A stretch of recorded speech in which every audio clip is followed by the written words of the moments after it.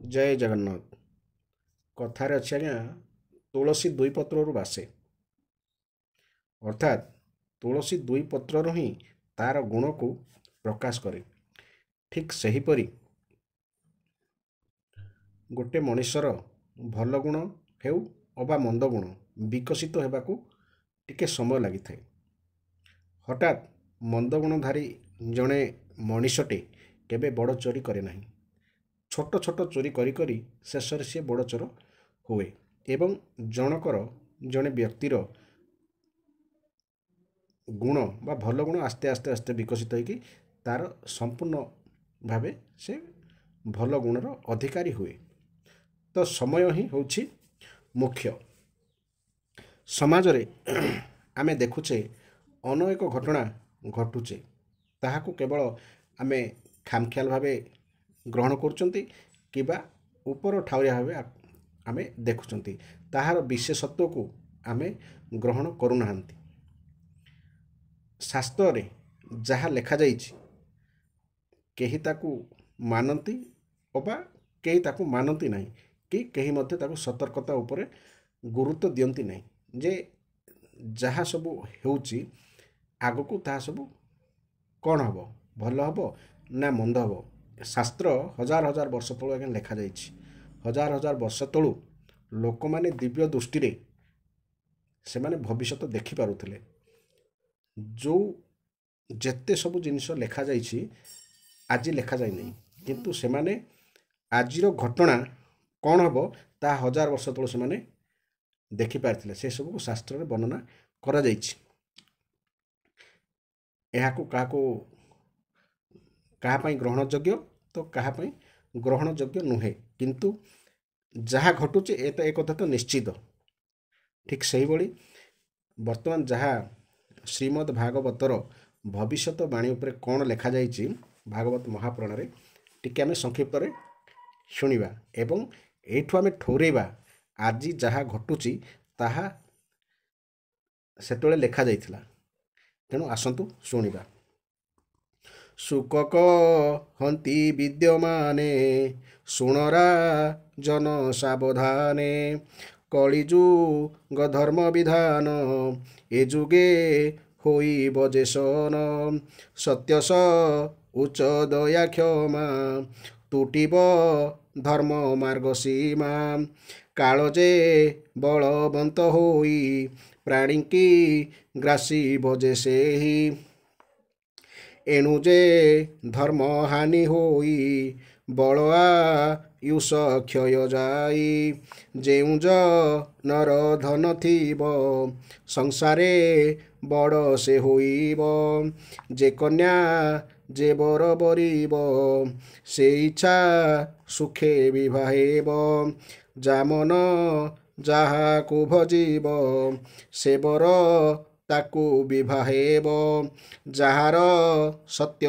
गुण थाई ताहाकू न मानिबे केही करिबे कपट व्यवहार धर्म आचार लोकाचार स्त्रीए स्त्री की रमिबे पुरुष पुरुष भजिबे मुखे मुखे काकुस्तरती एमंत होइब प्रकृति केवल रुचि अनुसारे रति जे स्त्री पुरुष रे बेश्या को पाई निज नारी छाड़िता संगे क्रीड़ा करी जाति भेद को भय नाही दीपे पतंग प्राय होई ब्रह्मत्व किंचित प्रकारे रहिब यज्ञ पवितरे नामे बो लाइबे ब्राह्मण द्वादश गुणे केबेहीन आश्रम धर्मे न रहिबे संसार मार्ग रे चलिबे ब्राह्मण आदि चारि वर्ण धर्म छाड़ी अज्ञान आनआ न बने पशिबे अमार्ग ପଥ ଆଚରିବେ। ବ୍ରାହ୍ମଣ ମାନେ ନିଜ କର୍ମ ବେଦ ଆଚାରେ ଜ୍ଞାନ ଧର୍ମ।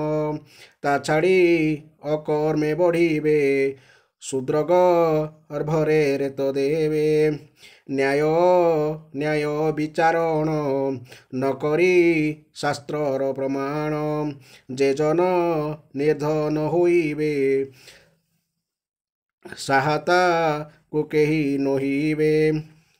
ନ୍ୟାୟରେ ଯେ ଲୋକ ହାରିବ ଅର୍ଥରେ ସେ ପୁଣି ଜିତିବ। ଦରିଦ୍ର ହେବ ଯେଉଁ ଜନ ନଷ୍ଟ ହୋଇବ ସର୍ବଗୁଣ। ଅସାଧୁ ବୋଲାଇବ ସେହି ସତ୍ୟବଚନ ମିଥ୍ୟା ହୋଇ। ସାଧୁ ଯେ ଦମ୍ଭେ ବୋଲାଇବେ ପ୍ରାଣୀକି ହୃଦେ ହିଂସୁଥିବେ। କରେ ପାନିଆ ଘେନିଥିବେ କେଶକୁ ଡାଇ ସୁଖ ଭାବେ। ସ୍ନାନ କଲୁ ବୋଲି କହିବେ ସ୍ନାନ କଲୁ ବୋଲି ବୋଲିବେ ଦୂର ଗାଡ଼ିଆ ପାଶେ ଯିବେ। ତାହାକୁ ତୀର୍ଥ ବୋଲି ଜାଣି ସ୍ନାନ କରିବେ ତହିଁ ପୁଣି। ଆପଣା ପେଟକୁ ପୋଷିବା ବଡ଼ ପ୍ରୟୋଜନ ହୋଇବା। ଆଣ୍ଟପଣରେ ସତେ ଗୁଣ କୁଟୁମ୍ବ ପୋଷି ବଡ଼ପଣ। ଚତୁର ବୋଲାଇବେ ସେହି ଏ ରୂପେ ଯୁଗ ଧର୍ମ କହି।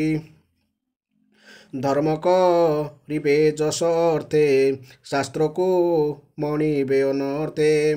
ଏମନ୍ତ ହୋଇ ଯେତେବେଳେ ପାପ ଆଚ୍ଛାଦିବ ଶୟନେ। ପରଜା ମାନେ ଦୁଷ୍ଟପଣେ ପୃଥି ପୂରିବ ଦୁଷ୍ଟ ଜନେ। ବ୍ରାହ୍ମଣ ଆଦି ଚାରିବନେ ବଳବିଚାର ପରାକ୍ରମେ। ବଳିଷ୍ଠ ବୋଲାଇବେ ସେହି ନୃପତି ପଣେ ଶ୍ରେଷ୍ଠ ହୋଇ। ଏମାନେ ଦୁର୍ବୃତ୍ତ ହୋଇବେ ନିର୍ଦ୍ଦୟ ଭାବକୁ ବହିବେ। ପ୍ରଜାମାନଙ୍କୁ କଷ୍ଟ ଦେବେ ଅଧର୍ମ ବଳ ଗୁଣ ଭାବେ। ସର୍ବସ୍ୱ ପ୍ରଜାଙ୍କର ନେବେ ବିକଳ କେହି ନ ଶୁଣିବେ। ଏମନ୍ତ ହୋଇ ଯେତେବେଳେ ପ୍ରଜାଙ୍କୁ ପୀଡ଼ିବେ ଶୟଳେ। ବନ ପର୍ବତରେ ଲୁଚିବେ ସ୍ୱବେଶ ଧର୍ମରେ ରହିବେ। ଇନ୍ଦ୍ର ଭରସା ନ କରିବ ଏଣୁ ଯେ ଦୁର୍ଭିକ୍ଷ ହୋଇବ। କଳିଯୁଗର ପ୍ରାଣୀମାନ ପାପେ ହୋଇବ ଆୟୁହୀନ। ସ୍ତ୍ରୀ ପୁରୁଷଙ୍କ ଆୟୁଷ ବିଂଶ କି 30 ବରଷ। ସକଳ ଧର୍ମ ନାଶ ଯିବେ ପାଷାଣ୍ଡ ବହୁତ ହୋଇବେ। ଚୋରି ମିଥ୍ୟା ହିଂସା ବିବାଦ ବିଶ୍ୱାସ ଘାତ ବୃତ୍ତିଚ୍ଛେଦ। ଏମନ୍ତେ ପ୍ରବର୍ତ୍ତିବେ ପ୍ରାଣୀ ଜୀବିକା କରିଣ ଗ୍ରହଣୀ। ସର୍ବ ଯେ ବନ୍ଧୁମାନଙ୍କର ଶାଳକେ ହେବେ ସ୍ନେହଭର। ମେଘ ଯେ ଗର୍ଜନ କରିବେ ବିଜୁଳି ମାନେ ଆଚ୍ଛାଦିବେ। ବରଷା କିଞ୍ଚିତେ କରିବେ ପବନେ ମେଘେ ଉଡ଼ିଯିବେ। ବରଷା ଫିରି ଫିରି କରି ପ୍ରଜା ଚାଷ କରି ନ ପାରି। ଘରମାନ ଶୂନ୍ୟ ହୋଇବେ ପ୍ରାଣୀଏ ନିର୍ଧନେ ବଞ୍ଚିବେ। ନୀଳାଚଳରେ ଜଗନ୍ନାଥ ଅନ୍ତର୍ଧାନରେ ସେ ଗୋପତ। ଗଙ୍ଗାରେ ସ୍ରୋତ ନ ବହିବ ପତିଣ ଉତ୍ସର୍ଗ ହୋଇବ। ଦେବଦେବୀମାନ ଯେ ପୁଣ ସକଳେ ଯିବେ ଅନ୍ତର୍ଧ୍ୟାନ। କୁଳ ସ୍ତ୍ରୀ ଅନ୍ୟାୟ କରିବେ ପରପୁରୁଷେ ମନ ଦେବେ। ସାଧୁଜନଙ୍କ ପରିତ୍ରାଣେ ଜନ୍ମ କର୍ମ ମୋକ୍ଷ କାରଣେ। ବିଷ୍ଣୁ ସାନାମେ ବ୍ରାହ୍ମଣ ବିଷ୍ଣୁ ଯେ ତାର ବୀର୍ଯ୍ୟ ଜନ୍ମ ଯଶୋବନ୍ତୀ ନାମେ ବ୍ରାହ୍ମଣୀ ତା ଗର୍ଭେ ଜନ୍ମି ଚକ୍ରପାଣୀ କଳକି ନାମେ ଅବତାର ହୋଇବେ ପରମ ଈଶ୍ୱର ଏଭାବେ କଳି ଯୁଗ ଶେଷ ଥିବ ସହସ୍ର ବର୍ଷ ନନ୍ଦକ ନାମେ ଶ୍ଵେତଦେବ ଯୋଜନେ ବିସ୍ତାର ହୋଇବ ଖଡ଼ଗ ଯେ ଧରି ଦେବଦତ୍ତ ଅଶ୍ୱଚଡ଼ିବେ ବେଗବନ୍ତ ପୃଥ୍ୱୀରେ ବୁଲିବେ ପ୍ରକୋପେ ମ୍ଲେଚ୍ଛନା ସନେ ମହାଦର୍ପେ ମାରିବେ କୋଟି କୋଟି ଧରି ପୃଥିବୀ ନିଖତୟ କରି। ଏଇ ଥିଲା ଭବିଷ୍ୟତରେ କ'ଣ ସବୁ ଘଟିବାକୁ ଯାଉଛି ତା ଉପରେ ବର୍ଣ୍ଣନା। ଏଠି ଲେଖାଛି ନିର୍ଦ୍ଧନେ ଜନମାନେ ନିର୍ଦ୍ଧନ ହେବେ। ଆଜିକା ଦିନରେ ଆମେ ଗୋଟିଏ ଜିନିଷ ଦେଖିବା, ଲୋକମାନେ ମାଗଣାକୁ ଚାହିଁକି ବସିଛନ୍ତି। ଚାହିଁକି ବସିବା ଦ୍ୱାରା କ'ଣ ହେଉଛି, ନିଜେ ନିଜର କର୍ମ ଚାଷବାସ ବ୍ୟବସାୟ ଛାଡ଼ିକି କେବଳ ଉପରକୁ ଚାହିଁକି ବସିଛନ୍ତି। ଫଳରେ ତାଙ୍କର ଧନ ରୋଜଗାର ହେବନି, ନହେଲେ କ'ଣ ହେବ, ନିଶ୍ଚିତ ଭାବେ ନିର୍ଦ୍ଧନ ହେବେ। ଆୟୁହୀନ, ଆମ ଜେଜେବାପାମାନେ 100ରୁ ଅଧିକ ବର୍ଷ ବଞ୍ଚୁଥିଲେ। ବାପା 70, 80 କିମ୍ବା 90। ଆମର ବୟସ ବର୍ତ୍ତମାନ କେତେ, 60, 70 ଭିତରେ। ତ ଆମ ପୁଅ, ତାଙ୍କ ନାତି, ସେଇ ଅନୁସାରେ ଆୟୁ ଦିନକୁ ଦିନ କମି କମି ଯାଉଛି। ଏଭଳି ସବୁ ଘଟଣା ଘଟିବ। ହୁଏତ ଆଜି ନ ହେଇପାରେ, କିନ୍ତୁ କାଲି ନିଶ୍ଚୟ ଘଟିବ। ତ ଶାସ୍ତ୍ର ଆମକୁ ଶିକ୍ଷା ଦିଏ ଯେ ଏଭଳିଆ ପରିସ୍ଥିତିକୁ ସାମ୍ନା କରିବା ପୂର୍ବରୁ ଆମେ ସତର୍କତା ଅବଲମ୍ବନ କରିବା, ନଚେତ୍ ଏଭଳି ଘୋର ସଙ୍କଟକୁ ଆମେ ସାମ୍ନା କରିବା। ତେଣୁ ବେଳ ଥାଉ ଥାଉ ସମସ୍ତେ ସୁଧୁରିବା ଆବଶ୍ୟକ। ଜୟ ଜଗନ୍ନାଥ, ଜୟ ଜଗନ୍ନାଥ, ଜୟ ଜଗନ୍ନାଥ।